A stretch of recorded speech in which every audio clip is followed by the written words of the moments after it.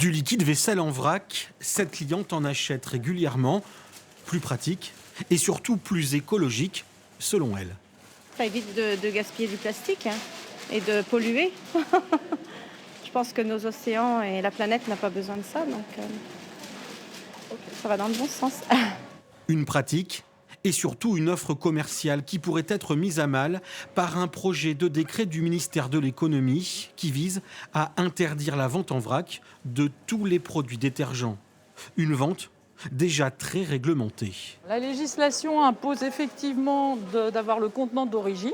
Donc là, typiquement, on a une lessive Biocup avec le contenant d'origine qui respecte, en fait, pourquoi on fait ça? Pour avoir la composition. Pouvoir réutiliser des contenants, c'est le minimum qu'on puisse faire, chacun à notre échelle.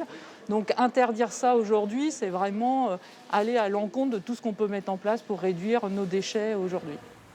Un projet qui pourrait également mettre à mal le chiffre d'affaires de certains magasins spécialisés. Une crainte pour cette petite boutique du centre-ville d'Angoulême, dont le vrac représente presque 20% de ses ventes. On a quasiment un produit par panier où il y a des détergents liquides en fait. Ouais.